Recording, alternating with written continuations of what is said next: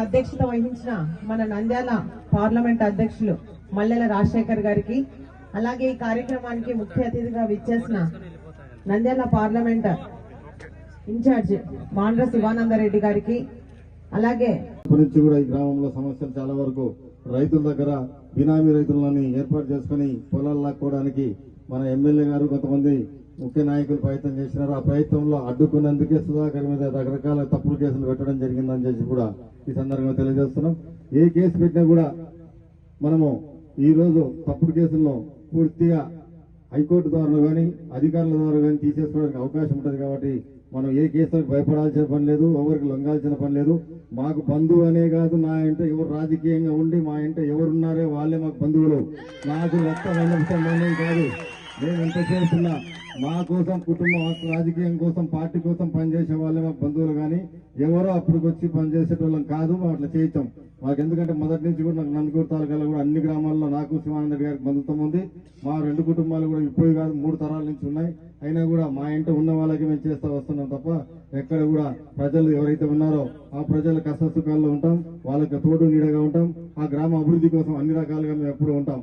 కానీ అందరూ గమనిస్తున్నారు, ఈరోజు మన 5.5 సంవత్సరంలో దాదాపు వైసీపీ ప్రభుత్వంలో మంచి మెజార్టీతో ఇస్తే ఈ ముఖ్యమంత్రి గారు చేసిన పరిపాలన విధానం అందరూ చూసి అందరూ కూడా ప్రతి చోట విసుగు చెందినారు.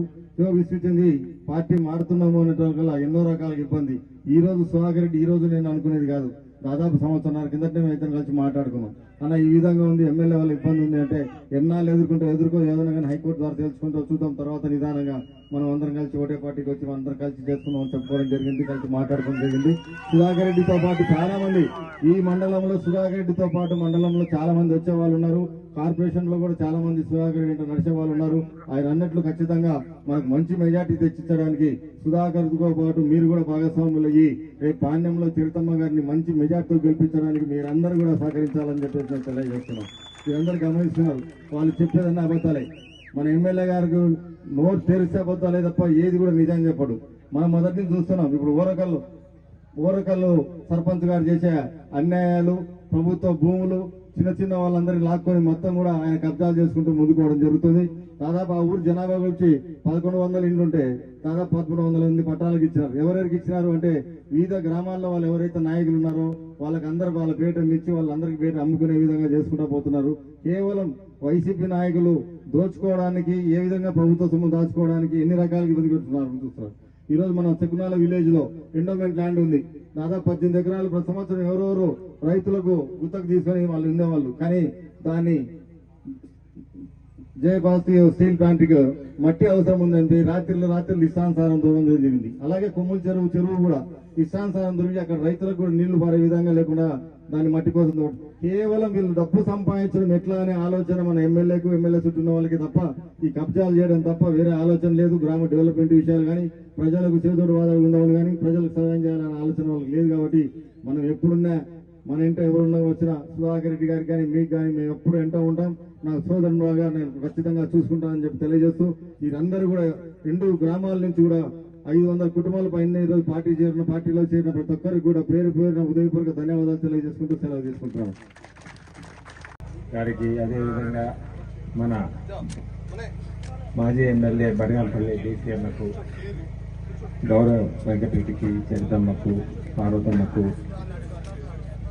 సుజాతమ్మకు, శేషమ్మకు, అదేవిధంగా మన సుధాకర్ రెడ్డికి, వెంకటరమణకు, ఇక్కడికి వచ్చినటువంటి మీ వేదిక మీద ఉన్నటువంటి నాయకులకు, విశ్వేశ్వరుడికి, అదేవిధంగా ఇక్కడికి వచ్చినటువంటి తెలుగుదేశం జనసేన అభిమానులకు నా హృదయపూర్వక నమస్కారాలమ్మా.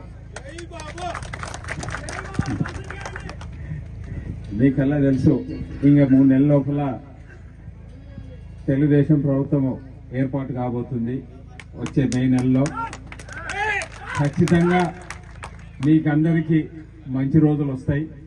ఇప్పుడు ఉన్నటువంటి దుర్మార్గపు పాలనకు చర్మగీతం ఖచ్చితంగా ప్రజలు పాడుతారు. ఎందుకంటే ఏదో వాళ్ళ నాయనను చూసి వైఎస్ రాజశేఖర రెడ్డిని చూసి ఒక్క అవకాశం అంటే చాలా మంది పొరపాటున ఈయన నమ్మేసి ఒక అవకాశం ఇస్తే ఏం కాదనుకున్నారు. ఆ ఒక్క అవకాశము మీకు ఎంత ఇబ్బంది పాలవుతుందో మీకు అందరికీ ఇప్పుడు అర్థమవుతుంది. ఇదే చంద్రబాబు నాయుడు ఉంటే అసలు ఈ ఏరియాలో కొన్ని వందల పరిశ్రమలు వచ్చేటివి. ఈరోజు గ్రీన్కో వాళ్ళు చాలా మంది సోలార్ ప్లాంట్స్ పెట్టారంటే చంద్రబాబు నాయుడు పుణ్యమే.